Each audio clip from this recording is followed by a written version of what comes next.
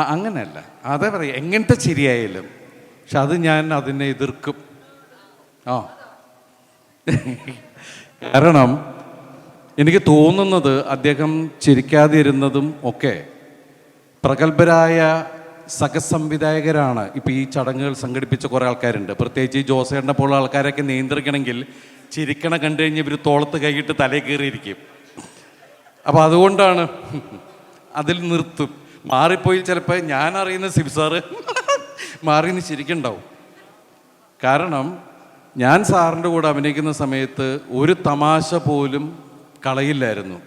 നമ്മൾ എന്ത് പറയുമ്പോഴും ഞാൻ ആദ്യം ഇതുപോലെ തന്നെ ഭയന്ന് മാറിയാണ് ഞങ്ങൾ സിന്ദൂരയുടെ സമയത്ത് നിന്നിരുന്നത്.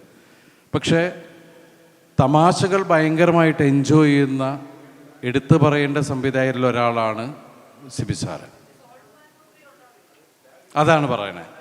ശരിക്കും നർമ്മത്തിൻ്റെ പൾസ് കറക്റ്റായിട്ട് അറിയാവുന്ന സംവിധായകനാണ് സിബി സാറ്.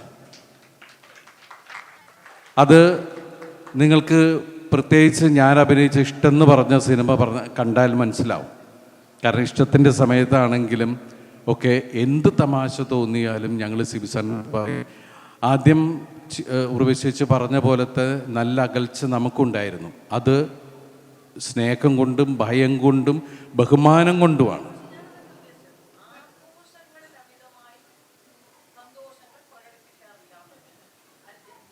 അല്ല, നമ്മൾ തമ്മിൽ ഇടി വേണ്ട.